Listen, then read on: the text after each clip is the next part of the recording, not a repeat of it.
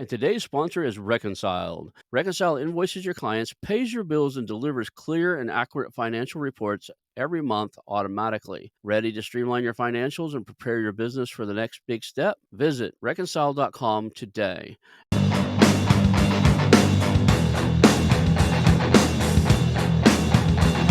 Hello, and welcome to the How to Exit podcast, where we introduce you to a world of small to medium business acquisitions and mergers. We interview business owners, industry leaders, authors, mentors, and other influencers with the sole intent to share with you what it looks like to buy or sell a business. Let's get rolling.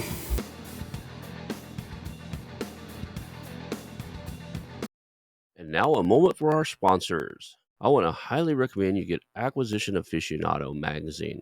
Every month, Acquisition Aficionado magazine brings you tactics for business buying and selling you won't find anywhere else. Learn firsthand from industry leaders who share their success stories, featuring in-depth interviews and stories from leading figures in the business acquisition industry.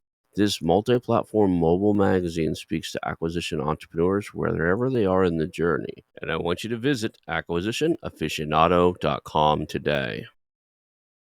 Hello and welcome to the How to Exit podcast. Today I'm here with Danya Shakfeh. She is with Motiva Business Law, and we're going to talk about some really cool stuff. You have a different perspective on business, and we're going to talk about the art of business today. So thank you for Thank you being for here having today. Yes, thank you for having me. Okay, cool. We always start with the origin story. The running joke is you were born and then something happened. Now you're on a show about mergers and Yeah. acquisitions and stuff. Could you fill up that small gap in between? So tell us how you ended up in the M&A world. Well, so yes, I was first born. So I initially wanted to become a lawyer I think a lot of lawyers go into law school thinking they're going to change the world, especially me being a minority. I was like, oh, civil rights and world peace and all that. Well, unfortunately, I'm not going to have an impact on world peace. There are a lot of very intelligent people that came before me that could not do it. So I don't see how I can. So, anyways, so I ended up kind of in business law because I started to see a lot of situations around me where people who were friends or people who knew each other and had good relationships before they go into business and then there's a dispute, they end up hating each other and things go badly. And they end up in court. And so I found myself wanting to add value to people's lives and business owners specifically by helping them prevent those issues by doing the things that they should do when they start a business, like getting their partnership agreements, making sure they understand why they're in business together and how they can protect the business itself and themselves as individuals. With M&A specifically, it's kind of weird. I'm a smaller law firm and I admit the concept of M&A was very intimidating to me because I imagined it to be the kind of law where only these big wig law firms on Wall Street doing these big deals. And then I had found that no, it's actually something that smaller businesses do on the daily on Main Street. And it's something I enjoy. It's a nice combination because I don't like to litigate, but there's still some interaction, there's deadlines, there's still some strategy, kind of like litigation versus just like writing a contract. And so um that's how I ended up here. I interview a lot of entrepreneurs who were attorneys at one point. It's one of the few things that I've ever come across where I think there's a high percentage. I haven't ever done the research on it, but I would imagine more than 50% of the people who graduate law school and pass the bar don't practice for more than 10 years. They, Probably actually. as they're all doing something else, right? They got into it, and the interesting thing is I actually wanted to do law school too. And in one of the many paths I was starting to take in my life, I actually got accepted into one of the part-time programs. Was a class or two? I think it was two classes, getting ready to start the third one. Ended up in a vicious divorce with my first. In the process of trying to find an attorney, I was like, I just can't find anybody I really like. A lot of these people were just like, oh my god. And Yeah. as far as like quality of human being, I wanted to be around, and that's something I do with everything. Who do I want to? I'm gonna have to work with this person off and on. I want somebody that's good, but I Yeah. also want somebody who's not a bad person, I guess is what I Right. look for. And I was like, I can't even find anybody of these I like. I don't know if I want to be one. And then I got really lucky in the fact that I had to drop out of law school, out of the program I just started because of all the money I was to the attorneys and divorce and Very all that. expensive. Yeah. That's a huge misconception because law, like on TV, is so glamorous and Yeah, courts and trials. But I think what people don't realize is that most of law is you are sitting at your desk. Like even if you're a litigator yeah, or a trial attorney, you're reading memos, you're doing research. There's very little of that courtroom stuff. And even when you go, it's not nearly as exciting. But yeah. yeah, so business attorneys and business, I think law schools actually, I mean, more recently they've been more open to teaching lawyers business or how Mhm. to be a business owner. But before it was usually like they would just assume that you're going to go the big law route and almost like the law schools were designed to create jobs for those big law firms. And by creating jobs that profit for them, that's really what it comes down to. So most attorneys don't know, or like most attorneys who start their own business don't know a lick about business. And I would even say that the way that we're trained in law school actually hurts our ability to become entrepreneurs because we're kind of trained to be risk averse. We're trained to not really, or just to look at details that maybe on the business end don't matter as much. And there's kind of the people interaction aspect that kind of goes out the window too in that process. So I had to unlearn a lot of things when I started my own business and got proper business coaching. Yeah, I bet. The other one is almost all college degrees are what you said. They prepare you to be a good employee. Yeah. I did go back to school. I got a master's degree, MBA in marketing, and I thought, "This is great. I'm an entrepreneur." Actually, I started to get one in technical management, and I realized I didn't. I hated tech, and so I went into the counselor's office. Was like, "Look, I'm dropping out. I'm not going to finish this." She's like, "You finished. You pretty much finished everything but your capstone, your major. Why would you leave now? You got to take 5 more, 4 or 5 more classes, and then you're done." And I was like, "'Cause I don't wanna do technical management anymore." She's like, "Oh, cool. What do you wanna do?" I was like, "I'm an entrepreneur. I'm gonna start another business." And she's like, "Cool. Do something in that." And it came down to either accounting or marketing. And I'll be honest, the accounting just I had you have to take that for your undergrad. You take 2 classes, 1 and 2. And for your graduate MBA program, you gotta take accounting 1 and 2. I already had enough of it to know I didn't like it, right? Yeah. I get Yeah, no, the education system is really designed to teach people how to conform, and entrepreneurship is the opposite. You shouldn't conform. If you're doing what everybody else is doing, then you're only gonna get the same results everybody else is getting. I have a So, lot of people that go to the meetups and stuff I host and mergers and acquisition ones and entrepreneurial stuff I host, and they're always like there's 2 different groups of people like, "Hey, I'm gonna figure this out." It's like, "Cool, you're gonna make it." And the other guy's like, "Well, I've done X, Y, and Z, and I know everything about business." I was like, "You'll probably never start one for real." yeah. Right? It's 'cause the moral of the story is most people I know who did really well in business will tell you, "Had I known now if I knew what I knew right now, I probably would never started the business in the first place. If I knew Mm, how complex it was or how regulated it was, but they didn't. They just started. They got a idea. The what is it, internal optimism of an entrepreneur. They got an idea and they're going to figure it out. They just go, go, go, and they run into these yeah. obstacles and they climb them one time at a one obstacle at a time, and they make it to the other end. But if you ask them, okay, if you had to start over again, what would you do? It's like I'd probably pick a different field. This one's really complex, right? There's a little bit of brilliance in not knowing, you know. Yeah, I get for those who kind of appreciate the or can kinda get through that process of learning and being open to different experiences that make you at least make me uncomfortable. To me, if you're comfortable being a business owner, you're not doing it right. It's supposed to feel a little bit scary. Yeah. It's the constant challenges too. You're always challenging yourself. How do I improve this? How do I, Yeah. what am I missing? Let's talk about, you have this concept called the art of business. Tell us about that. What's your thought process around it? Why is it related to art at all? So art is a form of expression, and I think having your own business is also a form of expression. So kind of like what I was saying before about conformity is that if you're going to conform, then you're only going to look like everybody else. Whereas when you start your own business, it's an opportunity to build things and to build the business the way you want to. So it could be your corporate culture, maybe or the way that you provide your services or sell your products in your marketing, even like creating your logo. I mean, that's art. And if your logo is meant to reflect your corporate culture, then that's like literal art, but even more about the way that I want to have my staff interact with each other, the way I interact with them. It's just what I want to do. So, I mean, outside of any like legal reason or regulations, you can do whatever you want in business. Even when I made my office, I decorated, I mean, it's not like a typical law firm office. It's blue. There's marble decor and, my conference table is black and white marble. it's just different because that's just how I wanted to do it. Even the way that I screen clients, there's the way that everybody else does it, and then there's the way that I want to do it. But so that's how for me it's a form of art. It's a blank canvas, and I wish more business owners actually saw it that way and took it as an opportunity. We get too scared. We think, oh well, we're just going to do what everybody else is doing because that's just how it's done. But it's like, no, it's the opposite. You want to stick out, you have to do things differently, and that's where your creative expression can come in. It's interesting because one of the things that people are told over and over again when they go to sell their business is formalize everything, standardize everything, standard operating procedures, remove yourself from the business.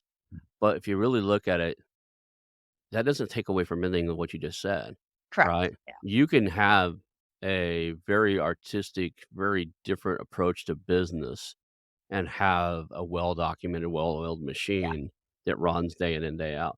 And I know a lot of people are implementing. I've interviewed the guys that created the EOS system and stuff like that. You can still live within the art of what you're talking about and doing things unique and use a common system for your day-to-day operations. Yeah, definitely. I mean, the standard operating procedure yeah, I mean, that's a good point. The standard, it's not meant the standard operating procedures are like your internal documentation, but for me, it's like the guide of the arts or kind of a tour Mhm. of what that expression is so everybody is on the same page in terms of how the business is run. But it's like standard, it's an internal standard. It doesn't need to be standardized. Like not all businesses are standardized to each other. What do you think about there's this whole mentality, built to exit mentality out there, right? Which is one of the concept, and I know some people have done it really well. They went into I've interviewed people who went into business with the total view of who they're selling it to. Like, okay, here's 5 companies that would probably buy this thing we're building. Let's build it, let's get it up and running, and then if at any point we're ready to sell, we'll start it from day 1 with that, built in. Mm. So, they build the thing, they use this like, they look at those 5 and they choose common computers, like, "Okay, these 5 people use this accounting system," right? 3 of the 5 use this one, so they pick something that's common, and they try to model their business so it's really easy to integrate into one of those big guys. My fear is, I've seen it 2 of those guys win and one of them sold to that exact target. I've Mhm. seen a lot of people try that and they never get off the ground running because they're trying to live within what they think is standard conformity to a certain Right. system, and they don't give themselves the leeway to solve the problems in the moment. Mm. That's interesting. Yeah, I don't really love that idea. I could see why people do it. I mean, if Yeah. that's their goal, that makes sense. But just because their target company does things a certain way, it does not mean that they would not appreciate something being done differently. So, Mhm. I mean, think about like Facebook bought Instagram, for example. I mean, though they're complete opposite. Imagine if Instagram was like, we're just going to be like Facebook, then why would Facebook buy it? They wanted something different. And now Facebook tries to be like Instagram, which is Right. their target company. So I think it's more about, as the company, if you want, like, if you're creating a business to exit, you want to be clear about what value you're providing and how the target company, no, I'm sorry, the company that could be buying would be how they could like, why would they find that valuable? And then everything else is up to you. And the model and everything else could be really part of that art of creating something new. I've got it, and I get that, and I also seen some really, really rough ones. So when Microsoft bought Hotmail, we actually did one of the companies I work for did the anti-spam and antivirus for Hotmail. When they started swapping out their servers from Linux, which is a nerdy thing to say for Unix operating system, to Microsoft computers because it was Microsoft. Their performance was so horrible. We actually had to write special code in there 'cause, our software quit working right on their new platform, even though we had wrote it to work on both. But, it was because their performance was so bad, they had so many memory leaks, they had to recycle or reboot Mm. different banks of machines on a regular basis. They had such a hard time adapting to the differences in technology. So I would imagine, and I don't know for sure, I would imagine that Facebook and Instagram was probably operating on similar tech stacks, Mhm. but different models. So what I was referring to is when you're going to build something out and you know that your top 5 buyers operate on particular tech stacks, I probably a see. good idea to use that technology, right? Yeah. You don't want to run on QuickBooks when if everybody's running on 0 and you want to sell it, you're growing this thing to sell it to one of them. probably ought to learn if you and you maybe you don't know QuickBooks already. If you're gonna learn one, might as well learn the one the majority of people are using, right? Yeah. Yeah. Yeah, you know, that's a horrible example because accounting is gonna be every person I've ever seen that does accounting does it differently.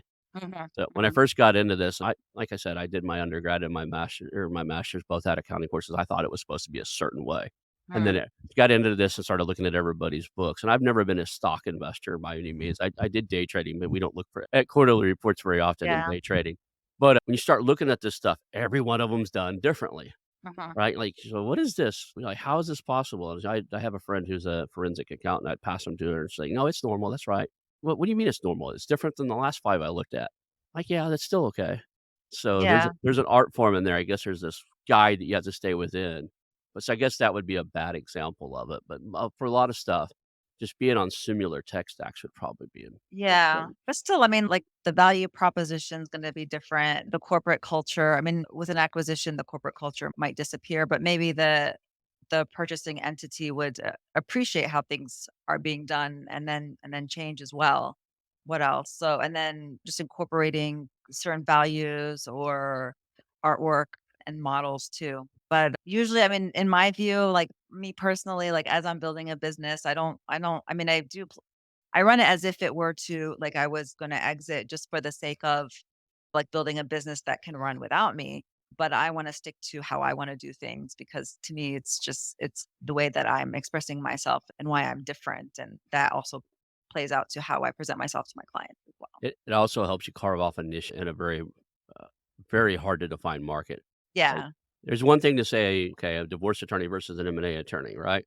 Mhm. But if there's 6 M&A attorneys in town, 2 might only do really big deals. They won't even look at you unless you're doing a $50 million deal. Mm. And then now you're competing with the other, I don't know, say there's 10 of them out there. So now you got 8 of them out there. How do you differentiate yourself?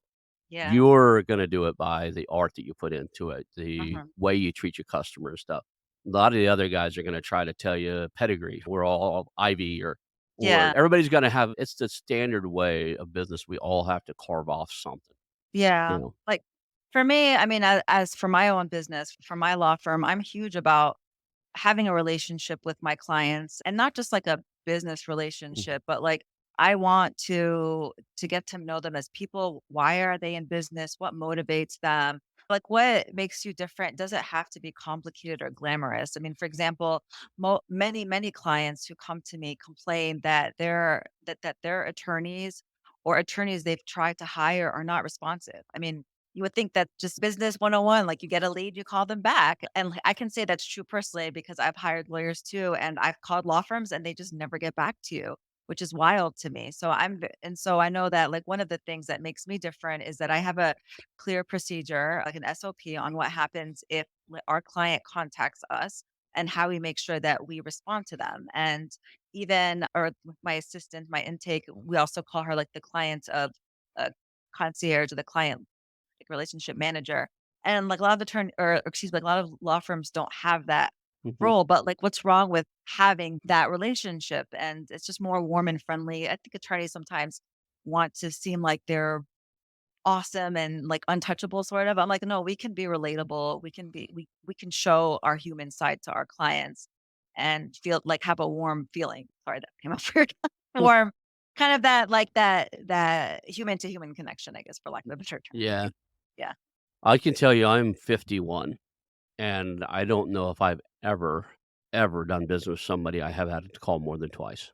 So I have a 2 call policy on anything I do Yeah. in life. If I want you to come mow my lawn, I'll call you once. If I get a busy signal, I'll leave a voicemail, and I might call you back. These days, I might text you back, say, "Hey, Yeah. call me. I've got business for you. Call me back." I've even got friends that got mad at me, like, if you're a really close friend, I might try more than twice, but that's probably the Yeah. only exception. I've got a really good friend who owns a heat and air business. I would give you my business. I own a bunch of real estate or had a bunch of real estate. Less and less these days. They're refinancing out of underneath me. But I own or finance them all off, so I wouldn't have to manage them. But if there's an AC down, I call him first. And then I'll text him, say, "Hey, I got work for you, or when are you available?" But he knows that if he can't get back to me, these people are living in these things. Yeah. I don't have to do it as much anymore because, like I said, I want to finance them all off. Now it's like we have a commercial building and some other stuff, so I call him for that type of stuff. That said, he knows after probably a day, In Oklahoma, at least I'm in California now, but all that stuff's in Oklahoma. In Oklahoma, during the August, it gets 110 and humid, Yeah. right? I don't Nobody's gonna show up to work if the building AC is down, Yeah. right? So if you can't come over today or tomorrow, I'm calling the next guy on the list, and he knows that. And that's why I used to tell people all the time when we go to business networking stuff and they hand me their card, like, "I've got a heat and air guy, but it's never bad to be my second person to call." They're like, "What do you mean by that?" I was like, "'Cause I'm only gonna call you once, maybe twice." Yeah. I Right? think that's a really good policy to Yeah. have because if they can't respond to you when you're trying to pay them, you're trying to Right. they like, imagine how it's gonna be if you've already paid them, then what's their incentive? So, Right. I like that, yeah, you want someone who's gonna respond to you, and that's kind of a good way to know early on. Yeah, we still have a small business there, and that's like, "Hey, we return everybody's call." Like, I tell my Yeah, guys, it's like, "I don't care." And the problem these days is we get so many call it's a little pest control company that's run mostly by my relatives. If they can't get to the phone within about the 3rd or 4th ring, it rings to me. And I'm in California, but, like, we answer those phone calls, right? It doesn't go to voicemail, it'll ring to me, and if I can't get to it, it'll go to voicemail, but we call those people back same yeah, day, within a couple hours, hopefully. Nobody goes and thinks that we're not gonna return calls, yeah, right? yeah. No, it's really important to call people back, and that's just part of I mean, it's kinda going back to the art of business, like, you have Mhm. to really identify your core values. I mean, that's part of being a business owner is do we want to be the kind of business that is reachable? There's so much technology too, and there's like services that if you can't get to your phone, then it can go to an answering service. At least a human picks up and they'll say, "What? We'll have someone call you back as soon as possible." And then we also have like automation, so you can automate responses. Like that's something I do. If you call my law firm, you either like, you get a referral or we tell you that we can't help you but you get some sort of feedback from us one way or another because we just care about every person that calls us because that's part of my value system in my law firm. That's my art. And today's sponsor is Reconciled. Are you an entrepreneur or business owner thinking about your exit strategy? Or maybe you've just landed a business through acquisition and the books just aren't the way you need them to be. Let me tell you about Reconciled, your dedicated partner for industry leading virtual bookkeeping and accounting services. Reconciled pairs you with skilled professionals who empower you to grow your business and prepare it for success, whether that's your exit or taking that new acquisition to top performance. Imagine having high level financial management without expanding your team. From bookkeeping to CFO services, tax advisory, and even fully outsourced accounting, Reconciled has got you covered. They help you make the best business decisions, keeping your end goal in mind. And the best part? Reconciled understands acquisitions, as they have acquired 3 accounting firms in the past 3 years, and their founder, Michael Lee, mentors others in searching for acquisition, raising capital, or trying to aggressively scale. Reconcile invoices your clients, pays your bills, and delivers clear and accurate financial reports every month automatically. Ready to streamline your financials and prepare your business for the next big step? Visit reconcile.com today and let them get your books in order. Reconciled, making bookkeeping a breeze. That's reconciled.com. So we were talking beforehand, you're kind of in the Chicago area, right? What are the Main Street type of businesses you get to work with? There's still a lot of manufacturing around, or what? I know that there is, but I haven't really dealt with them too much. More like restaurants, lawn mowing companies. I see that a lot, like service providers. Car washes are pretty popular now. I mean, there's car washes booming. And it's people like that because it's kind of like a passive income sort of business model. Some stuff in retail. So those are pretty much the ones that I've dealt with most recently. I know there's like I said, some manufacturing out there, but it just hasn't been part of my clientele. Yeah, I was really interested in the car wash space for a little while there, and then I moved to California, and they're so regulated here, like, I am not interested.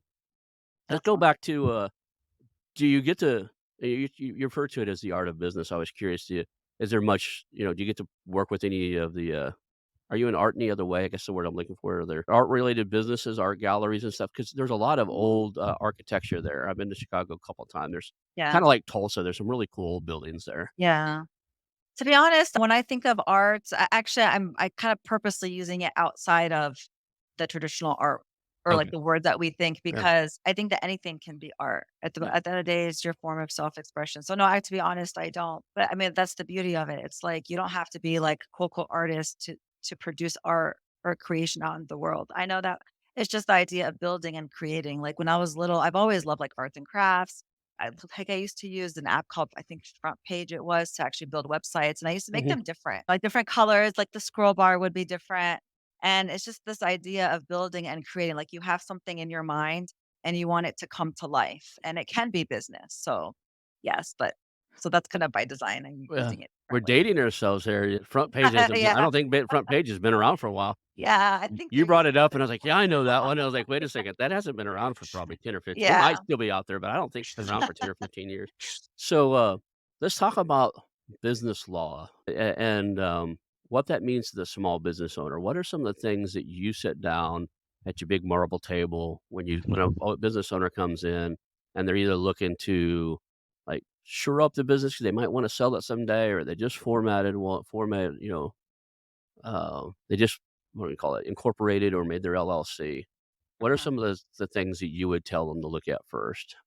If it's more than one business owner, so if they're business partners, I really tell them to sit down and really get a grip on their relationship amongst each other, because I've seen even very successful businesses get tanked because they didn't talk about how they were going to split profits or who was responsible for what, or even something basic like sometimes the biz or like one of the business partners may contribute money and there was a misunderstanding as to whether that money was a loan or part of the investment, and so they fight over that. And it's just really unfortunate that you have an otherwise well-run business get tanked because of the business owners not knowing what their roles are. So, like, sit down, and if you have an LLC, you wanna make sure that you have your operating agreements, and having those discussions is really important. That's where I start. The second thing is to make sure if there's any, like, regulations in their industry that they need to follow. I certainly don't wanna start having a successful business and then get fined or the IRS coming after you or anything like that. Next thing I'd do is, like, build your team, get an accountant, who can advise you on taxes, and a bookkeeper so you know your numbers. As cliche it is, if you're a business owner, you have to know your numbers, you wanna know your profit margins, how many clients or customers you need to meet your goals. What else? Any local I think what's missed a lot too is any local regulations. It's easy just to look at state level, federal level, but is there something specific to your county or your town that you need to look out for? So yeah, that's where I start. And then also, yeah, contracts too, making sure that your contract is easy to understand. So if you have a contract with a vendor or your own customers or clients, make it clear so that you don't have an issue with those people, because that's also a really good way to lose money. Yeah, we're in the process of moving some of our LLCs here to California because it doesn't make sense, like, to leave them where Yeah. they were because there's no business there anyway. And, it's strange here because, like, we have a parent LLC and then we have a bunch of DBAs. Well, Mhm. the LLC is done at the state level, but the state doesn't do the DBAs. You have to go to the county level here. Oh, really? So the coun Interesting. like, how do the other counties know what they? Because you Huh. go to the local county, you do it, and you run it in the local county business paper, right? So it's all filed at the county level. I'm in a very rural area, right? We're what's called an unincorporated town. So there's no mayor, there's no formal police department and stuff. There's sheriffs here, but Mm. they're county sheriffs. So we're really rural. We're in the wood. Yeah. We're back in the woods here.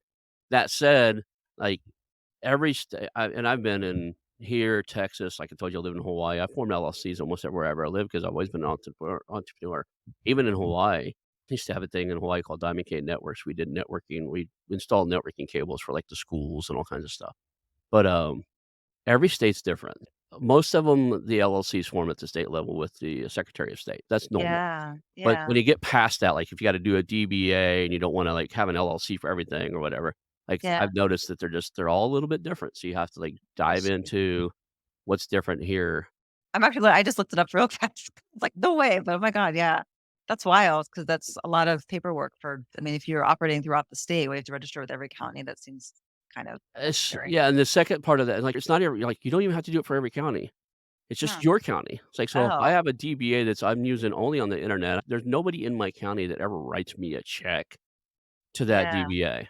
All my stuff's, online, but in order to have it under California, that's where I'm supposed to do the stuff in order to, like, go and Yeah. put that DBA on my bank so I can make deposit if it's a local bank, to make deposits here, I need that to make Yeah, it but then, legal yeah, for how would you know if someone else yeah, like, how would you know? Yeah, that's I find that very strange, it's but very strange. That's like surely that's not right. Say it's the same way when, like, the franchise tax board here, within the first 12 months, you gotta pay $800 a year to keep your LLC alive. Mhm. You gotta pay the Oh, franchise tax board.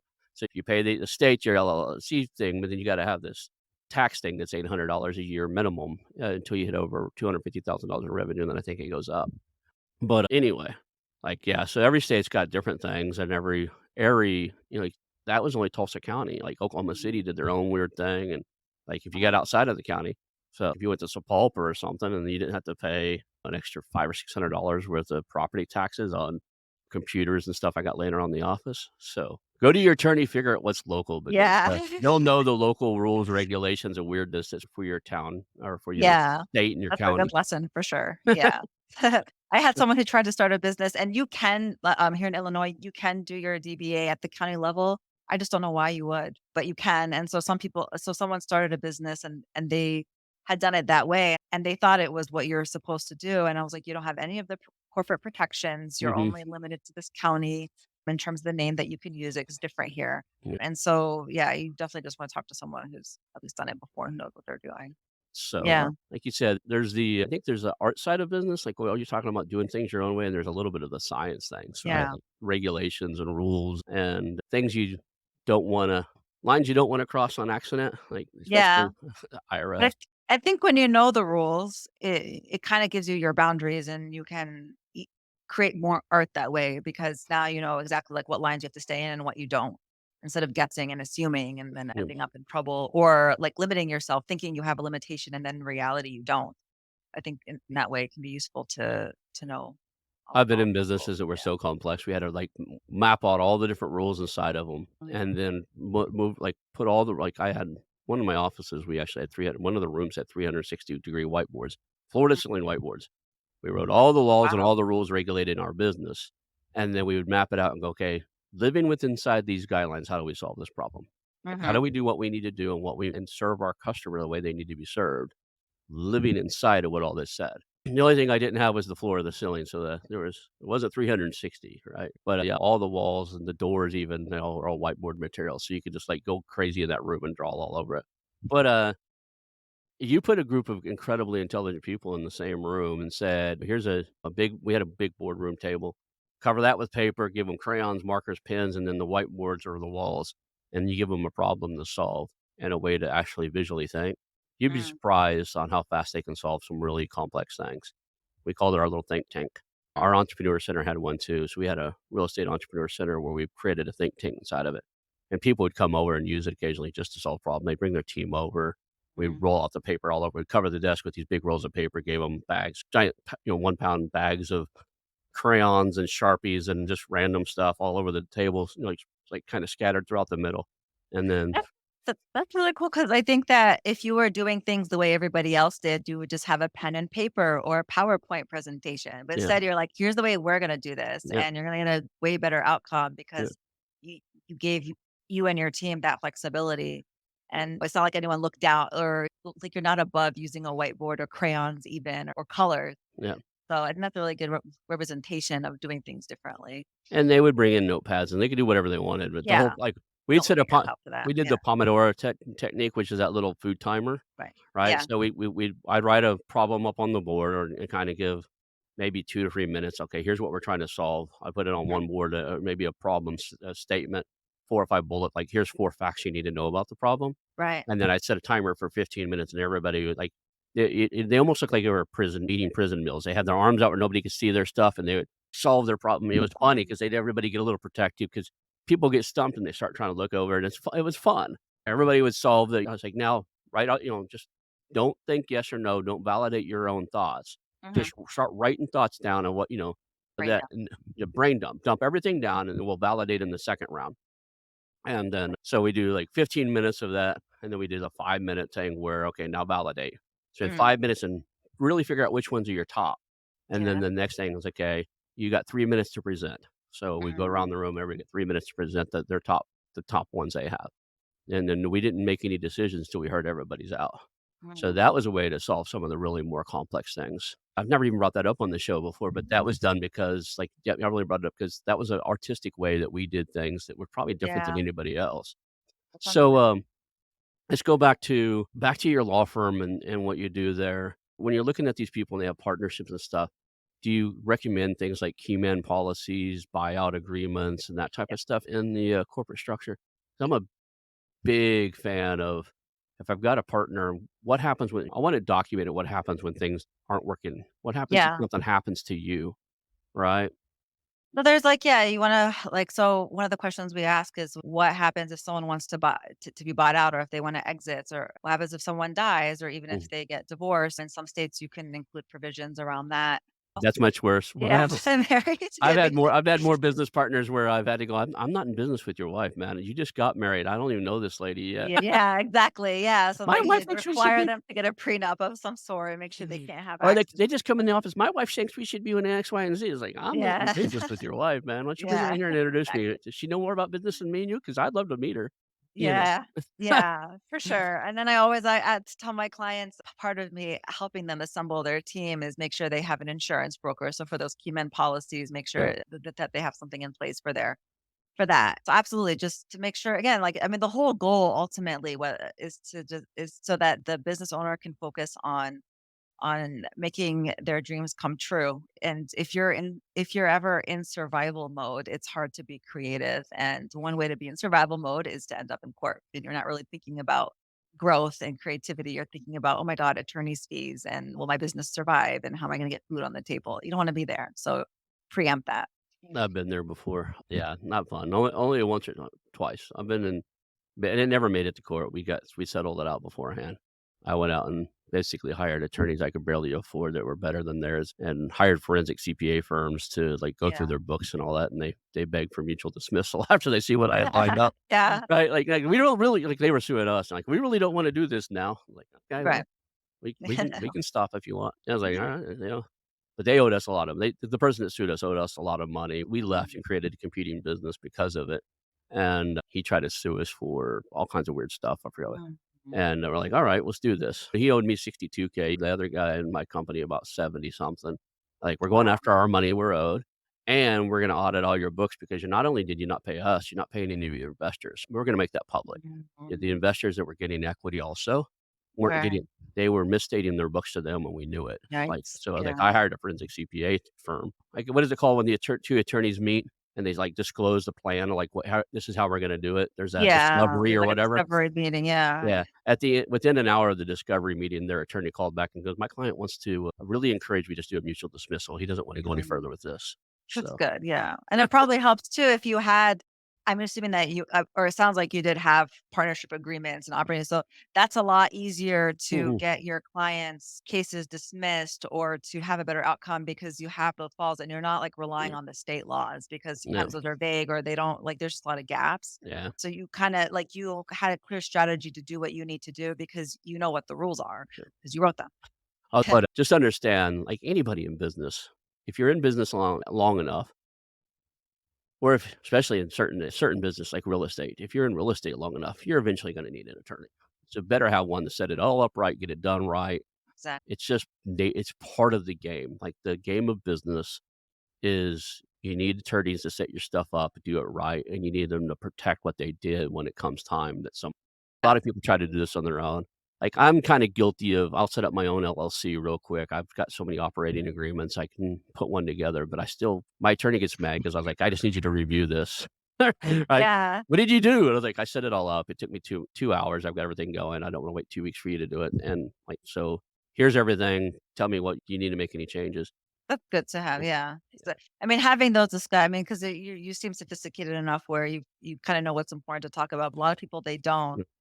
and they try to do it on their own, and they don't even think about asking what happens if someone were to die, or if there's an estate plan, should that be taken into account? Yeah. Or what happens if someone wants to leave, or if there's a minority member, do they have rights? All of that, they don't even think about, and then until they need to. It's kinda like anyone who's ever been through a divorce, which sounds like you have, kinda wish you had a prenup and you would have spent any amount of money to have that prenup instead of being in court longer than you have to, arguing over assets and custody. That last one you said there, if you're a minority member, do you have rights? That depends on state by state too, doesn't it? Well, you can also put something in the operating agreement too, As I especially say, like, yeah, like tag along rights and, you know, drag along rights. that's one of the things that got him is he didn't say that we didn't have full rights, right? Inside of the Mm, operating agreement or everything, basically, I was a 12.5% owner, the other guy was a 18% owner. And but because they didn't define everything, we had all the rights to see all the books. We had all the rights to like to do that CPA audit and everything because we were full acting members under state Oklahoma anyway. So our attorney's like, "Oh, you have the rights to see all that stuff." Like mm, he didn't state in there because you're a minority saying you couldn't do certain things, and you never Right. agreed to be limited. So let's do it. 100%. Yeah. So it's important if you're out there creating the stuff to have an attorney go, hey, Yeah. how many people are going to work with us are going to eventually give other people equity? What do you want their capabilities to be if you give them equity? That type of Yeah. questions, right? Yeah. Those are questions that we ask. Yeah. Have you ever seen the book by Mike Moyer called Slicing Pie? I don't think I have, no. Check that out sometimes. You were Like talking about equity and how it's split and whether money is a mm, loan or not a loan. Mike Moyer, I think is his name, Moyer. He created a system for that. Mostly it came out of the tech I've heard space. of okay, yeah, yeah. Yeah. Okay. And basically, it has a mechanism in it to determine equity ownership based on the hours you put in, the value of your Mm, hours, and then equity ownership based on the dollars you put in. And it's a standardized process. It even has a little software tool and stuff you can actually track mm, it. And it's way more equitable in my eyes than going, we're creating this business together, me and you, and we're going to do this, and you get 50%, I get 50%. You're busy and I'm busy, right? yeah, I own multiple businesses. I've got things going on. How many hours am I going to give you and how many hours you're going to put in? Who's more yeah, passionate in this is going to drop some of the other stuff to get it done, right? yeah, It's never going to be fair. It's yeah, never going to be fair. And if you either have to acknowledge that and like, okay, I'm going to be getting most of this stuff done and only own 50%, or find a system out there that rewards you for the hours you put in and the money you put in. yeah, So yeah, and I think another way too is to give the person who's working more a salary if an accountant agrees. I would say consult your accountant on that too, yeah. but that's one way I do it too. So, but that's yeah, I'll definitely check that out. That sounds Check really it out. cool. It's a real simple small book, but it's the Mm, premise is really cool, and they has some software and tools. I recommend it all the time. So there's 2 books I recommend all the time. The other one is the Who Not How by Dan Sullivan, and basically mm. it's about anytime you procrastinate doing anything, you probably should have somebody else do it for you, right? Yeah, Like, yeah, instead like of anytime you're asking, writing "How your do I" operating agreement. yeah. Or it's like, yeah, or how do I do this? If you gotta figure out how, probably not the right person. How do I write an operating agreement? Yeah, Yeah, you're probably not the right person for that. Probably have an attorney do it for exactly. you unless you've seen 100, like, I'm 51. I've seen so many of them. I can get the premise of it down. I've got so many samples from everything. I can get Yeah, the premise of it down and hand it to somebody and go, "How much trouble am I gonna get into by running it this way?" But no, if I switched attorney, I guarantee every attorney operating agreements are kinda like trusts. mhm, Every attorney that sees it a trust, and I use a lot of trust for different things. Everyone that ever sees one that it's new to them thinks it's wrong and they wanna do it their way. mhm. Operating agreements are the same thing. If you give them your operating agreement to any attorney on the planet, I swear they're gonna make a dozen changes to it. And then you take it and he thinks it's perfect, you hand it to the next attorney and they're gonna make a dozen changes to it. The other thing is, I don't typically go to attorneys. I ask them, it's like, how do you like doing litigations and stuff?" And my business attorney says, "Oh, I don't ever go to court. If they say I'm good at it, I'll do it if I want to, but it's not what I wanna do." That's my attorney for me because anybody that writes a document for me, I want them to be the person either at least have somebody on their team that loves doing it to defend Mhm. the daggum thing. So if we end up in litigation because of that contract, are you gonna be able to argue your work in Yeah, court? So, yeah. Although some might see it as a conflict of interest too. I don't know. So, I don't yeah, know. I might don't be know a if they very have, like, a personal larger preference of firm. mine. Yeah. No, I mean, the lawyer might see it as a Oh, conflict of interest because they need to represent their client, but they're also kinda defending themselves. mhm. So, I think that might be one reason why attorneys might not wanna do that. Just it's really in the best interest of the client, but I don't litigate. I get that, I get that. Focus, yeah. So, how do people find you? What's the way you want people to reach out to you if they have questions for you? You and I met on LinkedIn. I know you're active there. Actually, I thought you put enough video out there. I thought you had your own little podcast and stuff because I've seen you do video tips and People do stuff. think that. They keep asking to join my pod. I'm like, "No, I've just been on enough other people's podcasts." They can email so they can email me directly at danya@motivalaw.com, so danya@motivalaw.com, or call our office at 630-517-5529. They can also if you just Google the name of my firm, you'll also get our YouTube and Instagram. It's a great way to get to know me as well by just seeing my videos. So that's the best way to get a hold of me. And our Cool. website, of course, motivalaw.com. Yeah. Well, I think we're almost out of time, so we'll call that a show. But thank you for being here today. It was fun. One last thing. We always do this. One big takeaway. If somebody could remember only one thing from our show today, what would you want them to walk away with? You can a cheap tool is an expensive tool. If you try to do something cheap, you're gonna pay for it later somehow in some other way. So I would say that. Awesome. So, and I get that, I've done that before, like, "I'm gonna save money, I'm gonna do this myself," and then Yes, later on, it's like, "Ah, I wish I had to pay pay double. someone." It's cheaper, much cheaper to pay attorney to set something up for you than it is to pay attorney to defend you in Yeah, something. yeah. Something that a layperson wrote, yeah. Exactly. Alright, I appreciate you, you have a great day, and we'll call that a show. I want to announce our new channel partners, the ITX Marketplace. Since 1998, ITX has created $5 billion in value by selling more than 225 IT businesses in 20 countries. ITX works exclusively with IT-enabled businesses generating between 5 million and 30 million who are ready to be sold, and M&A decision makers who are ready to buy. For over 25 years, ITX has developed industry knowledge that helps determine whether a seller is a good fit for their buyers before making the match. ITX Mergers and Acquisition Marketplace we have partnered with has a proprietary database of 50,000 plus global buyers seeking IT service firms, managed service providers, Microsoft service providers, software as a service platforms, and channel partners with Microsoft, Oracle, ServiceNow, and the Salesforce space. If you have an IT enabled business you're ready to sell, I want you to visit the itexchangenet.com/marketplace. How to exit. That link will be in the show notes. Visit them now.